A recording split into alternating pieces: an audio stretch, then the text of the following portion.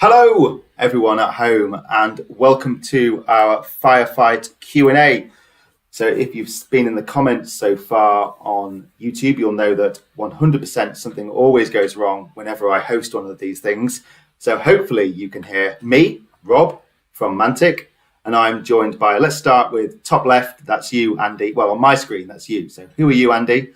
And tell us a little bit about what you've done on Firefight.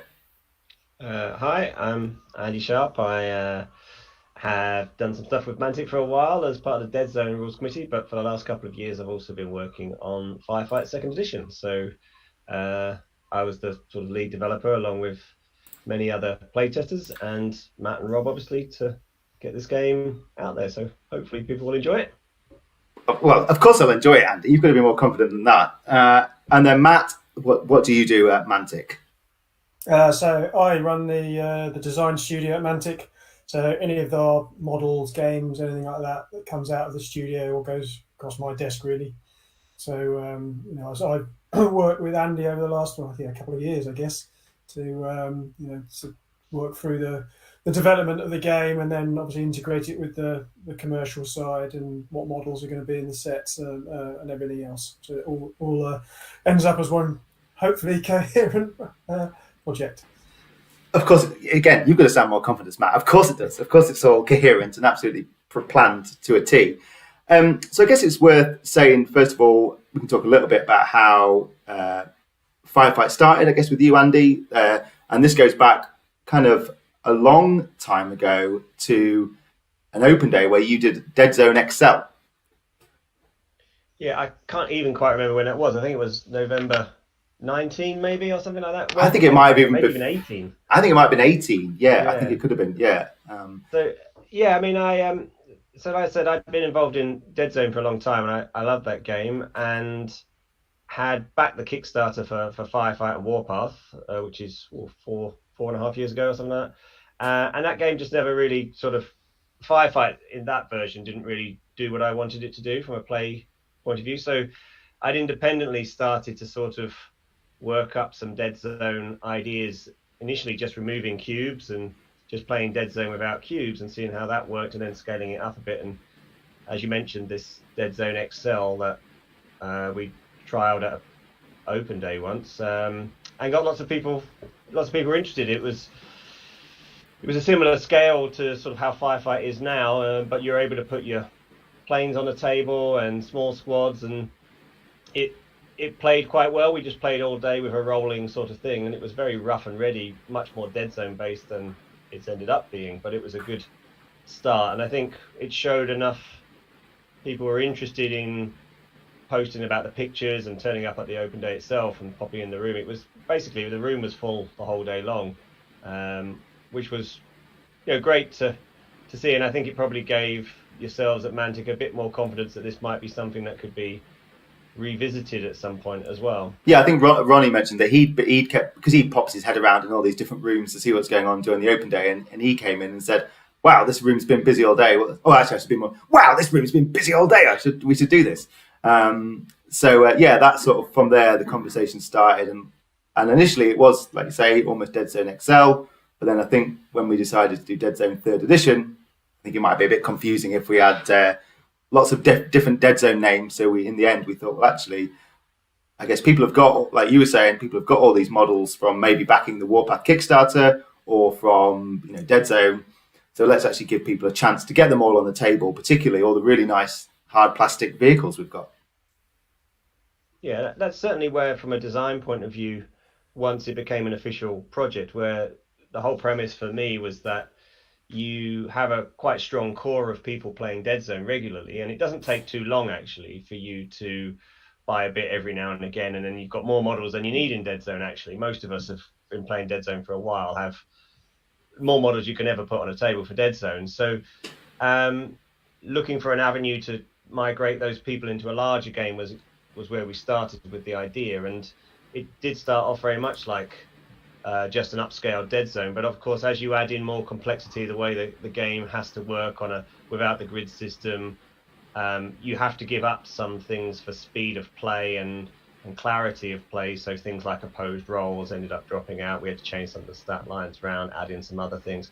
But that's very much where it started, and then grew sort of continually over that 2 years of development. It was a very long period of development because we had a pandemic in the middle of it, which really did kind of curtail the opportunities to play what was a new game, but actually ended up fitting probably quite well because it allowed Dead Zone to do what it needed to do, because that was a bit unclear as well when we first started this Firefight process as to what was going to happen with Dead Zone. And then we had the third edition of that, which then created the space to then move on to the Firefight second edition coming out afterwards. Yeah, I think it's interesting. So a lot of testing was done on, is it Universal Battle, I think, which is good actually, because I suppose that allows you to test with people who maybe normally you wouldn't. You could even test with people all over the world, I guess, to be able to do that. So maybe that actually helped in some ways to kind of give us a better idea of how the game played and what the sort of balance was and what units needed boosting and that sort of thing. I think that really did help actually, because certainly in those early days we had a lot of people playing from particularly parts of Europe that I would never be able to get to on a regular basis, even without a pandemic. And so, particularly from Spain and from Poland, and also, of course, obviously the UK and further afield, we had a lot of people doing stuff there, and not all of those people have necessarily stayed through the whole process of it, but they were very, very important at that early stage. And a lot of those players had played Kings of War, so they're very comfortable with Universal Battle, which is a 2D top-down relatively basic computer system. But for those early stages of just how many dice do you want to roll for these things, how do you want units to move, and it was really useful, because the whole thing started from Dead Zone and elements of Firefight, but actually it's ended up not being Dead Zone, not being Firefight, being its Firefight first edition. It's ended up being its own thing entirely, and some mechanics are completely new, others are brought across from each of those other previous games. Yeah, so as a Matt, from Mantic's point of view, obviously I guess I say what's our aim with Firefight, but I mean generally how does Firefight fit into our releases, alongside Dead Zone and things like Kings of War, I guess, in some ways as well? Well, I think Firefight's something that, when the original Firefight was something that was born out of the Warpath Kickstarter. As there was a desire expressed during that to create this kind of game, get the game in between Dead Zone and Warpath, which was the kind of the big epic battles with tons of models, for this squad based kind of combat system. And the first edition was kind of distilled from the rules of Warpath. So from our point of view, it was there wasn't enough differentiation between the games, between Firefight and Warpath. And this, having gone back and looked at Dead Zone and released that, it created a nice 1-2 kind of left-right delivery of sci-fi systems, where we could go back to Dead Zone, which was kind of almost there, and I think we've really nailed now with third edition. But then look at that piece in the middle, Firefight, and say, okay, this needs to be its own thing. Fully supported, separated from Warpath and the real mass battle stuff, and live in its own space. And I think we've really successfully done that. I think it's very distinct now. It's obvious what it is, which I think was probably one of its perhaps downfalls before. That separation wasn't there. And of course, from a commercial point of view, there are a huge number of players that have never seen it, never got into Warpath, therefore didn't get into Firefight because it was so similar.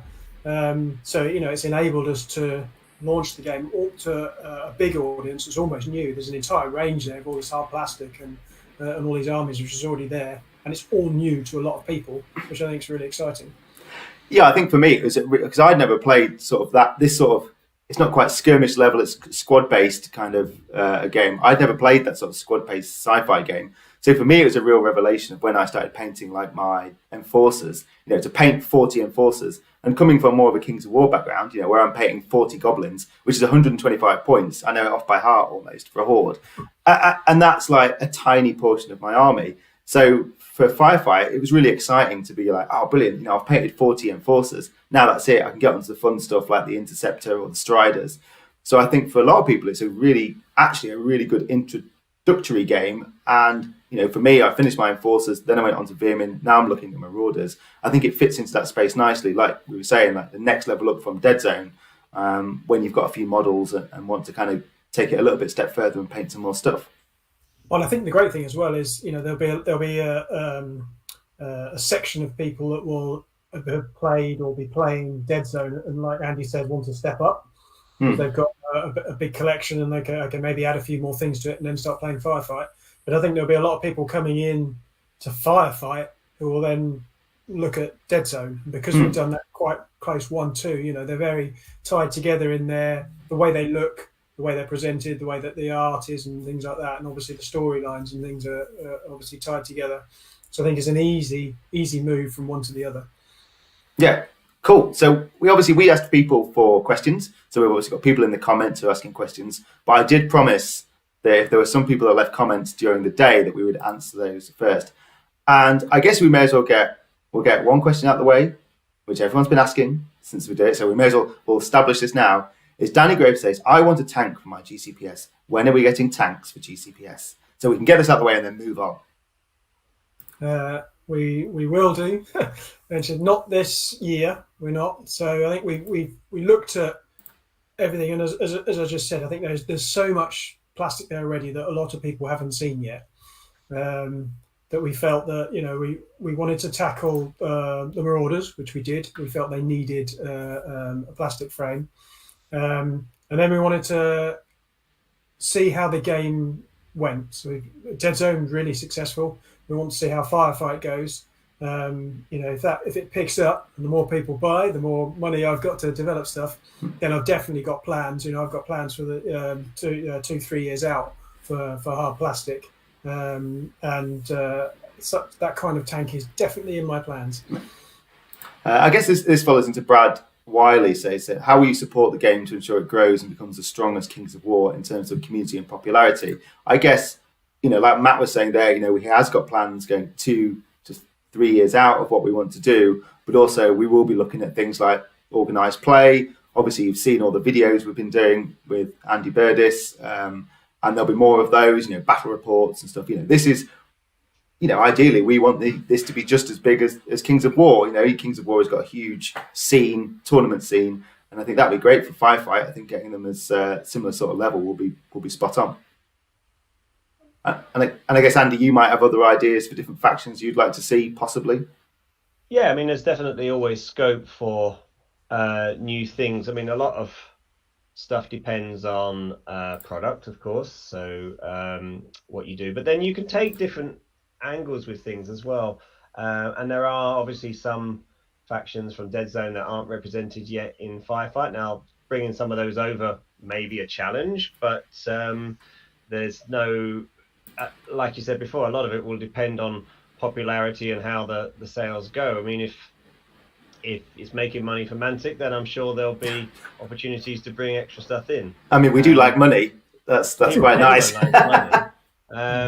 But yeah, I think it's really exciting because there's the vehicle element, which does pose a little bit of a barrier when you're going into a larger game than, say, Dead Zone. But actually, I think it's been shown quite well over the last few years that small releases in Dead Zone build forwards very, very well, actually, and can change up a faction very easily. Things like the Matsudan, how they changed how the Asterians work. So you can make differences to gameplay or even whole sub-factions that will play very differently. And one of the things that we haven't really touched on yet in Firefight that we could do is things like, a bit like in Kings of War, where you have formations or you have new leaders that make an army play in a different way. So it may not... I mean, my view is it doesn't have to be an entire new range to make a faction play very differently, and you know that I guess is something that we'll see as the game evolves over the next year or two, isn't it? Yeah, I guess particularly with the way that command orders work, like you're saying there, you know, that one new command order can make such a huge difference how you play, or even a faction order to support, you know, a new model could really change up a faction and what they do. So yeah, that'll be interesting actually. So another question from Brad again is, how much terrain do you recommend to be on the table for a full-size game? And I guess it's worth saying, what is a full-size game as well?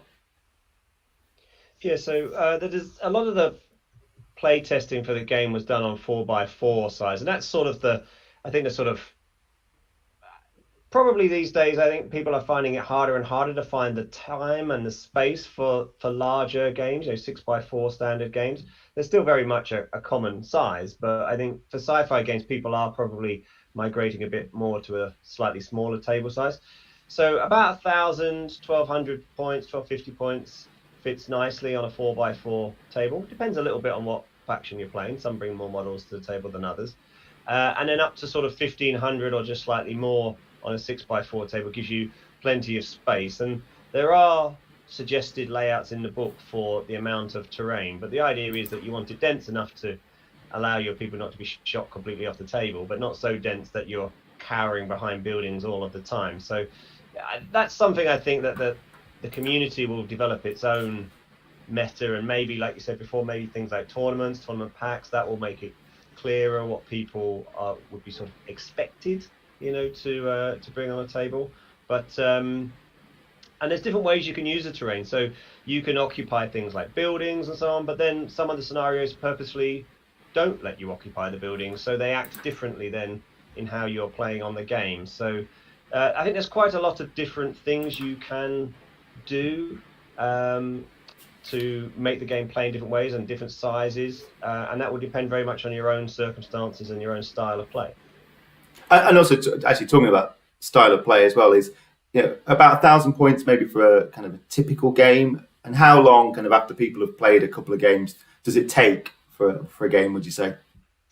Well, it's obviously, so it's going to take a little bit longer when you first start, and you'll get quicker as you move on, particularly as you get familiar with your own army. I think one of the things that is very different for this game, and does have some hangovers from Dead Zone, of course, is the alternate activation rather than moving your entire army than your opponent doing their entire army. So that does, by its nature, have a lot more interaction during the game.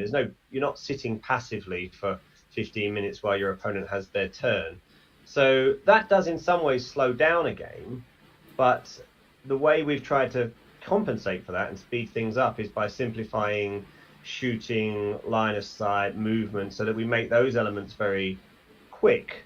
And so the game size, I think an hour and a half is a sort of a good size 4x4 sort of size game, probably stretching up a little bit longer for a bigger game. But as you get quicker and quicker, you get familiar with particularly using your orders. There's something that you will have to think about, how you use your command points. They're the real interaction points across the table, actually, because your opponent does something and I was planning to do this, but oh, hang on a minute, now he's just done that, so I need to do something else now. And that thinking process is something that does take a bit of time. But when you've played your faction with a similar layout, similar build 3 or 4 times, then you'll be like, yeah, I know what I'm doing now. He's made that mistake again, right? Now I'll hit him with this one, and he's fallen into my trap. Hopefully. No, I think you often find as well with alternating activation war games like that is that the early turns are longer because you've got more stuff on the table. But as stuff starts to die, your it comes around really, really fast, and suddenly you're on turn 5 or 6. You're like, whoa, what happened there? It really speeds up. It really speeds up. Yeah, and I think there won't be much, like you said, because of that constant interaction. You should really be focused on the table throughout the entirety of the game. And there's some games where you're not really having to do it. You can go and have a quick wee, and you can go and have a cup of tea and come back, and okay, what did you do? But so I won't be able to move models around that I normally do when people are having a break, which is a shame.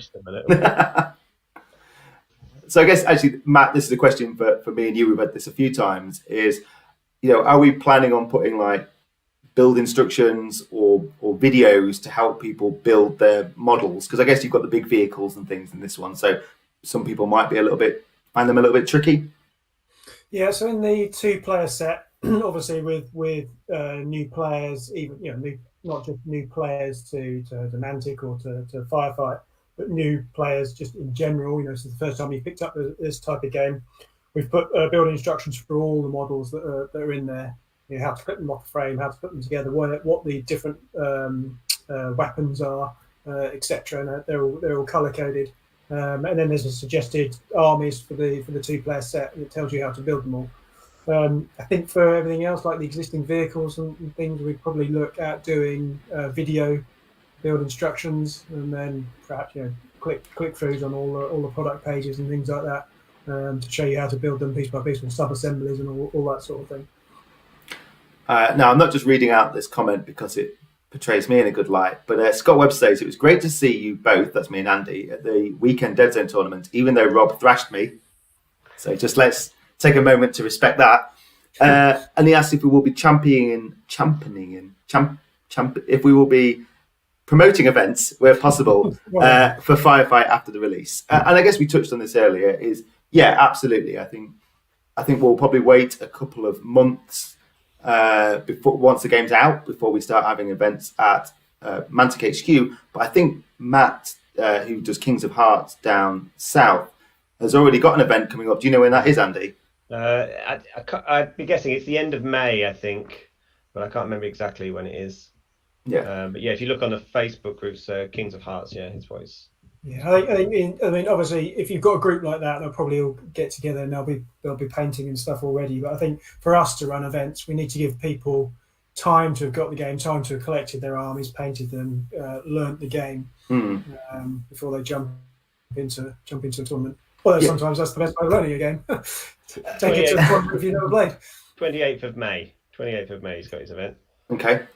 Yeah, I think what Matt says is right. If you've come from Dead Zone, which I presume a large number of people, but not everybody, you're still going to have to build or put together a chunk of troops to upscale even to a smallish game, because the starter army's at 800 points or thereabouts in the 2-player set, but that's still about 30 models for each of the factions. So if you're playing Dead Zone, you've probably got maybe 15. So you're going to have to put some together to get a reasonable game going. So again, Matt, this is probably a question for me and you. A few people have asked this one, or variations on this one, is will we be releasing sets to match the numbers of miniatures required for Firefight? For instance, sets of more beasts. It's something we've definitely talked about. It's something we could do. We could either look at for retail if we think there's it's a viable set that way, or it's something that we could do as web bundles, Mantic Direct, that kind of thing. So that we've got options for both. I think someone was asking about the Marauder, the Ripper suits. Obviously, you get some of those in the 2-player set, but other than that, they're only available in as part of Dead Zone. But obviously, in Firefight, you might want multiple units of those. So we're going to bring those out as a Firefight release as a set of 4. That will be coming out a couple of months after release. Is it June? I think it comes out alongside the Marauders for Dead Zone, I think. Yeah. And actually, so we're doing things like the Firefights. The more beasts are actually getting moved into resin. So we've got some new sculpts for those, which are a combination of like the old ones and the new Kings of War ones, which are a bit chunkier and a bit more detailed. So that'd be cool. Someone else saying, will Firefight version 2 lead to a D8 system for Warpath? Will all Mantic Warpath universe games become D8s? I don't think so. It's possible. I mean, it does. The D8s do allow obviously a bigger spread of results than a D6. It allows you to as a wider spread in your stats, and obviously in your bell curves and all that sort of stuff. So yes, it is possible. I mean, obviously, then would be a defining feature of Mantic games, but I think you need to look at each game on its case by case basis and say, is it right for that game?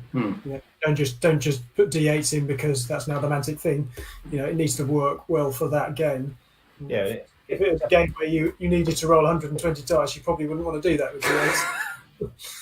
And that's definitely how we approached this game, was that D8s weren't chosen just because they were a D8. They were chosen because we felt that the core people that would move into Firefight would come from Dead Zone, and therefore that familiarity was going to be useful. And it might seem a bit weird to say that's a familiarity when there's so many other bits that aren't, but the previous version of Firefight didn't really have much interaction directly with Dead Zone. It was a very different game, so there wasn't an encouragement really to migrate through, whereas taking some bits up but keeping some of those other bits should hopefully make people make that transition much more easily. And as Matt says, it brings in a wider range of options, and sets a little bit apart from some other similar types of games as well, which is no bad thing as well, I don't think. I guess it's a question for anyone can field this one. Is will we be adding like the mercs or named characters from Dead Zone? It's worth noting that the mercs for Dead Zone are ready to go on Easy Army. So we were going to launch those alongside the campaign that's coming in May. But I guess, Andy, do you see those coming to Firefight as well, or are you kind of happy to keep it with Commanders? Depends what you mean by mercs. So I think in the new terminology that we've used in Dead Zone 3, the living legends, yes, I absolutely see there being scope for, a bit like we talked earlier on, these sort of heroic figures within a faction who have a link with it in some way. Maybe they bring just a different stat profile. Maybe they come with certain units that have to come with them. You buy them as a group, or they come with a new order or something. I can certainly see stuff like that fitting in very nicely. Mercs, as in the way that we had them in Dead Zone 2 with like a bunch of different mercs, they might feel a little out of place in these bigger armies now. But I guess it depends, what the demand is, and if people are playing it and calling for it, then I guess maybe that could be something. But I think I guess it's something that you could build into maybe narrative games rather than the kind of the battle scenarios. But I think definitely added to factions as a named character that brings a different order and then changes the play style of that army, depending, because you've chosen them as a command option. That's certainly very possible. So we had a couple of questions about the Marauder Raptor. I think it's worth saying that currently doesn't have stats in Firefight, and I think that's so. One of the things we did with Dead Zone a bit was look at what we call legacy models that we aren't able to produce or a kind of limited availability. Unfortunately, the Raptor was one of those. So instead, the Marauders got the Mule and the Hornet. But I mean, Matt, could it ever return the Raptor? Would we ever do a nice hard plastic one? Possibly. As well as being one of the older models and one of the older kits, so in terms of quality, it didn't really fit with where we wanted to take, obviously, our model ranges as we expand them and improve them. But also, it didn't really particularly fit with the idea of the Marauders, where we're taking them. It felt a bit ramshackle and a bit pandering to perhaps another universe, which our Marauders, our Orcs, aren't that. They're much more military, disciplined, elite, kind of quite savvy species. So it didn't really fit. But I mean, it never say never. I mean, if it came back, it wouldn't perhaps look quite like that, but it would be perhaps much more of a military, professional looking thing. But who knows? Just the Goblin Snipers. Someone's asked if the Goblin Snipers are in, and they are, as far as I can remember. You can take them as bodyguards. Can you for a unit? I can't remember now. Yeah, so they're a upgrade option for the Marauder Commando Captain. Yeah, that's right. So you can't take them as a whole unit of Goblin Snipers. Again, it comes down to production and the way they're made. There's two poses, and so they would it wouldn't look the best as a whole unit, but they will look great supporting what is effectively the lead from the rear sort of leader of the Marauders, really. So he needs some snipers. You don't want to get up close with him anyway. Actually, Matt, you might know this one. Lore-wise, the last event in the Warpath Sourcebook timeline was 989 AE. Have we reached the year 1000 AE? I can't remember where we got. We certainly advanced the timeline in Dead Zone. Yeah. And we might have taken. We did actually mention what the dates were, but it was so long ago I wrote that I can't remember. Let's assume we have. But yeah, wherever it went from wherever it ended in the Warpath Sourcebook, we definitely moved it on, and I think we moved it on like 5, maybe 10 years. So, and we've had in the Firefight rulebook, we've added more new stuff again. Now it covers a lot of the existing stuff because obviously new players need to catch up. But there are areas where we've pushed on again. So between the two, that 1-2 of Dead Zone and now Firefight, we have moved on from the Warpath Sourcebook. Also, people say, will we see translations of Firefight in the future? Yes, we certainly will. So we're going into Germany and France this year with Kings of War, and then we'll be looking to do things like like Dead Zone and things like that. So yeah, certainly, as those markets grow and develop, where the follow-on games will certainly get into the areas of translation for those. So we've had I'll answer this one because we had Mini Mundus says, will you guys make the Crone Mother boss 15 points available? Because that's a Mantic points model. I think currently the Vault Chasers and the Crone Mother are out of stock. So I guess it's watch this space. That's a bit of a boring answer, that one. But yes, possibly in the future, but not in the immediate future. Let's go have a look. Andy, you knew it was coming. Any chance we will see a return of the Martians or similar themed faction for Firefight? I'll answer this one, Andy. No, obviously we don't have the license anymore for Mars Attacks. So I think we want to obviously build our own IP. I think this is a great way to do it with Firefight. We've got lots of exciting factions there. So I think it'll be looking at what we do with those and kind of how we expand those. A lot of people asking about kind of the tournament scene and organised play. I think definitely we want to kind of do more organised play and a look at way of doing it. I mean, obviously the Masters is really popular for Kings of War. Do we start having that from the day one for Firefight? Could be something we look at. Let's have a look. So Nathan says, the game already feels so good, but if things pop up, what's the plan to address balance changes? Something we've noticed locally is chain activating from the first activation is strong. So I guess we've kind of future-proofed ourselves in some ways by doing things like the Force List book. But I guess, Andy, obviously it's early days. I mean, I guess we'll be keeping an eye on things and see how they go. Yeah, absolutely. So despite having,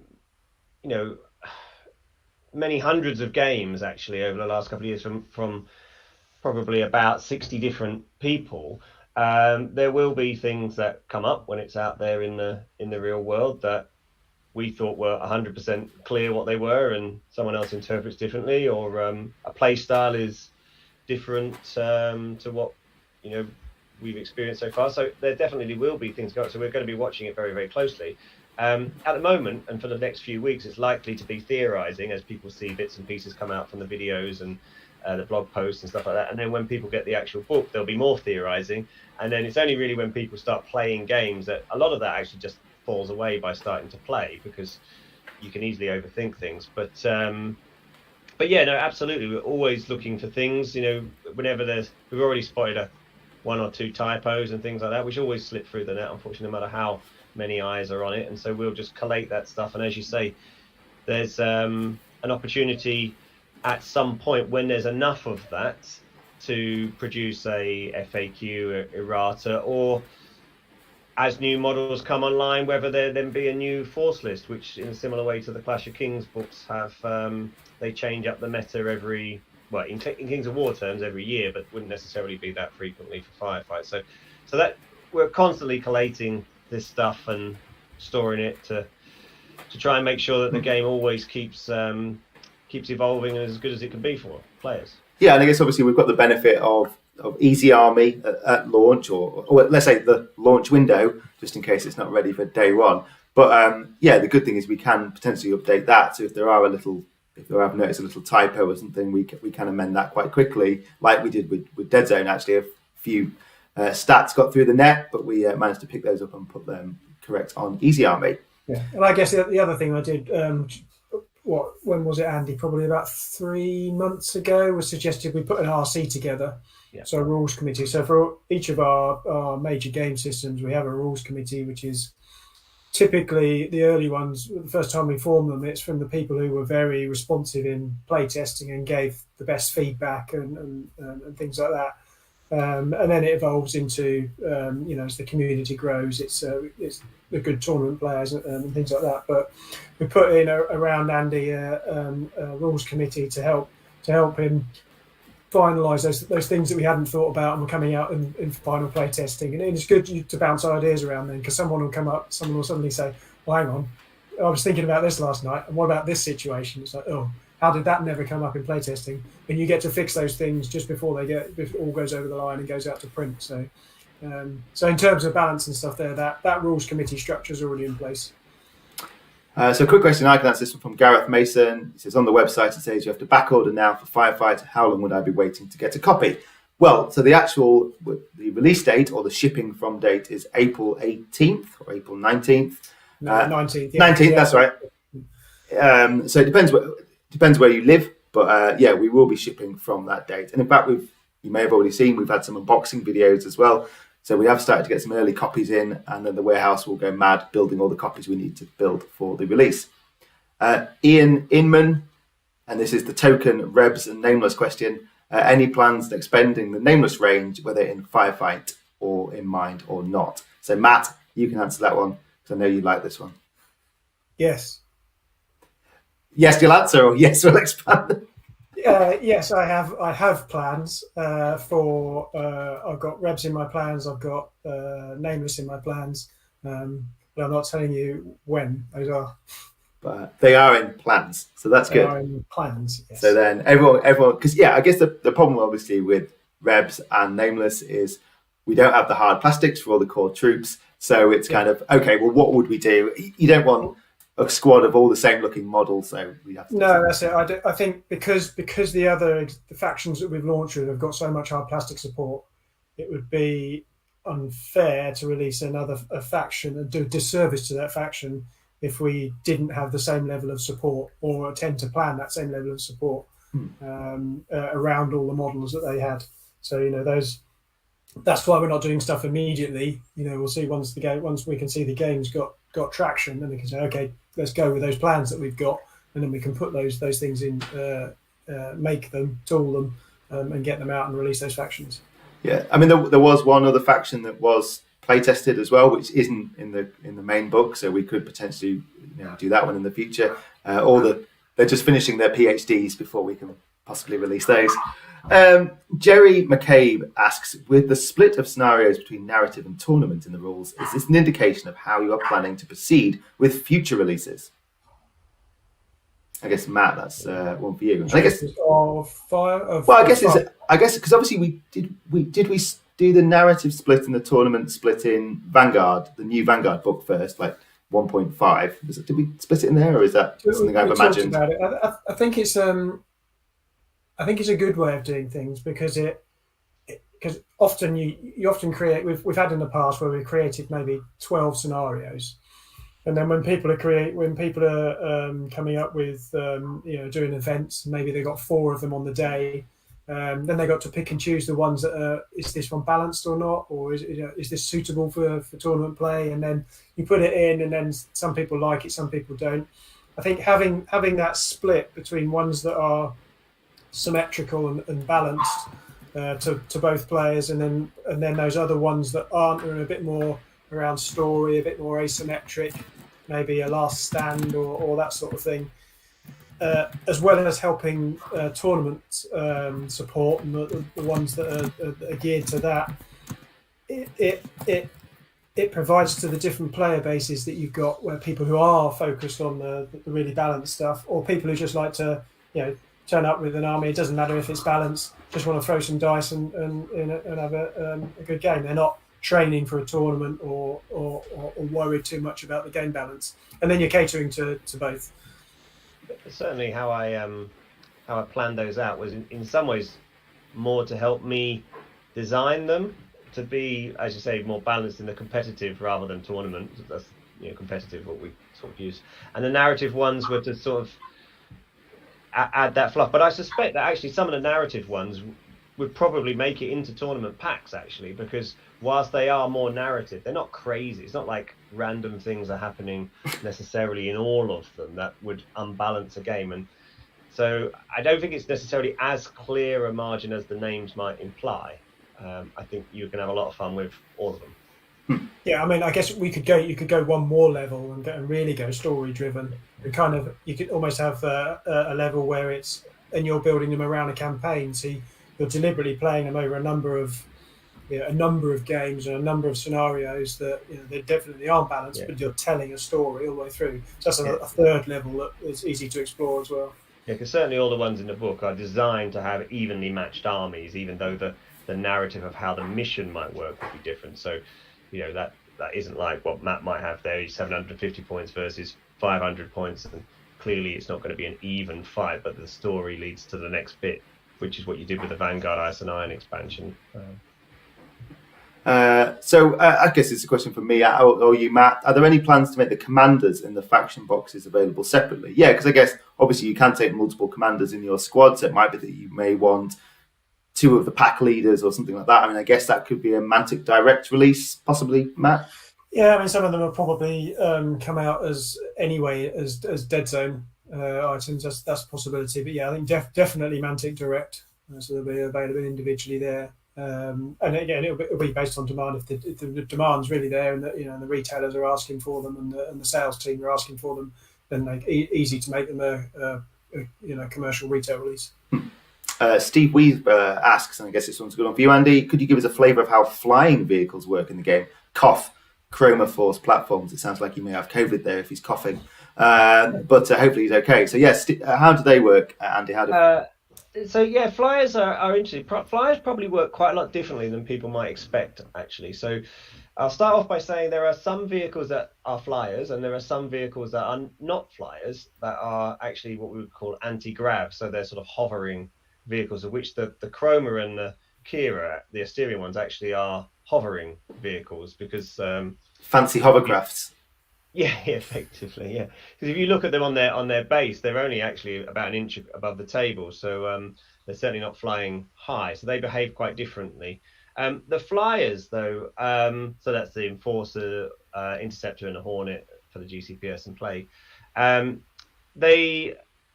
My view on them was that flyers really don't like hanging above battlefields for a very long time.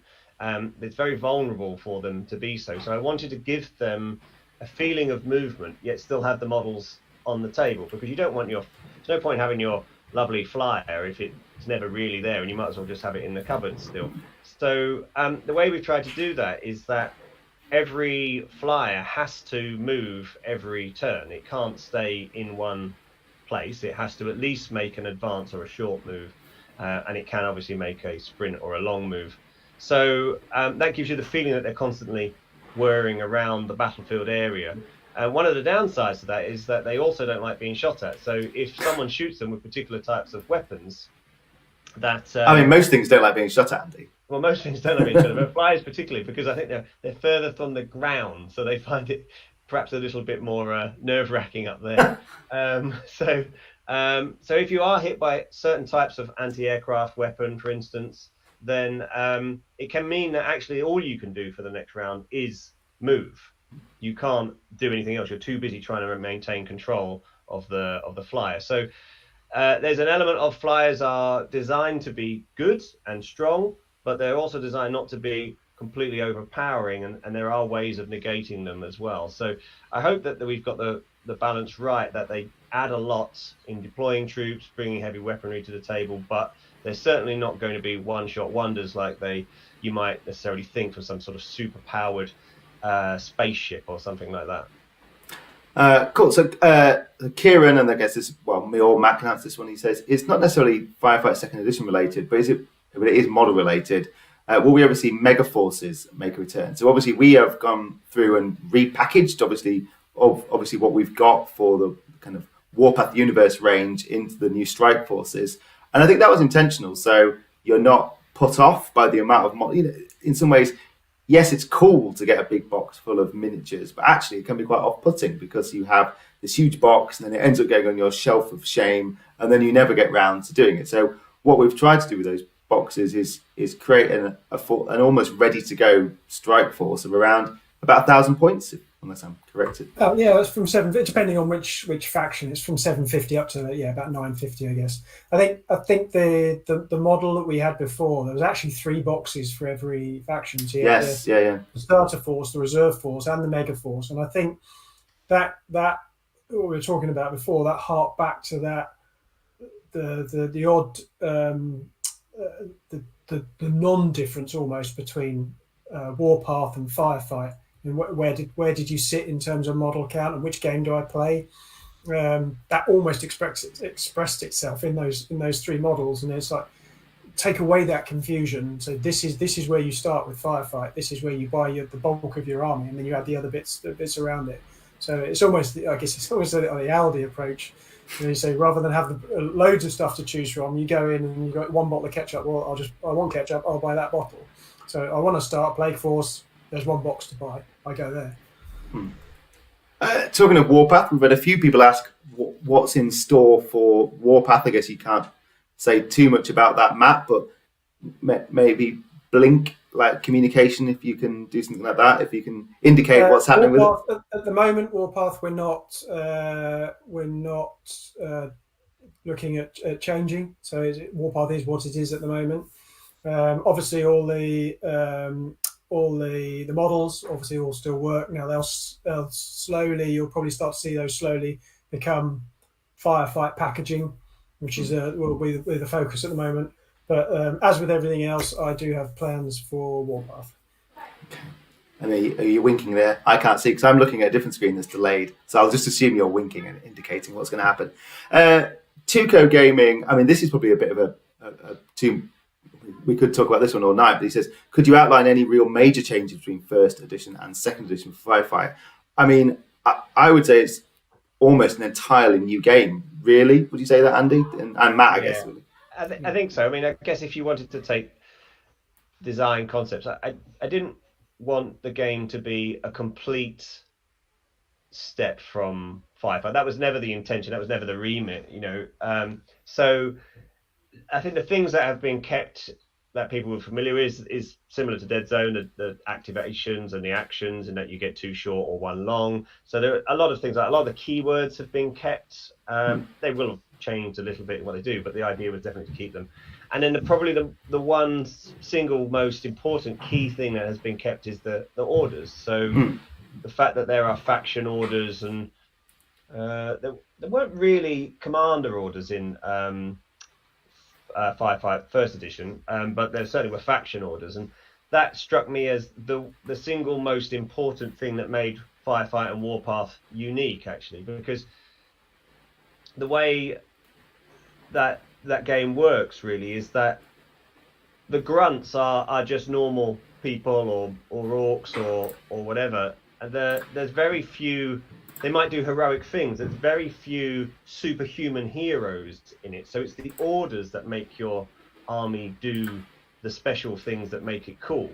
And so that part I thought was an absolutely critical key thing to keep. Now the way those orders are used and the way that they're paid for is slightly different. The command points have changed a little bit because we used what was the Walking Dead and Vanguard dice system, which is very familiar to lots of people who play those Mantic games, as opposed to the old command point system. But effectively, it's the same.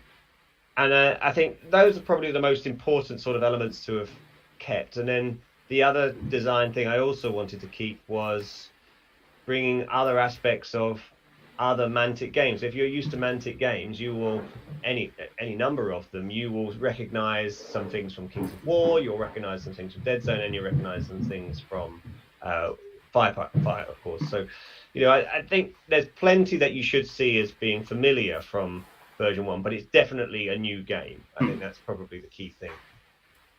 There you go.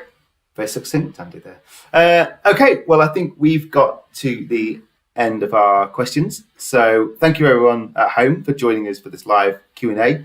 I guess if there's more questions that we've missed, maybe I'll force Andy and Matt to do another one of these in the future, but hopefully that's everything answered.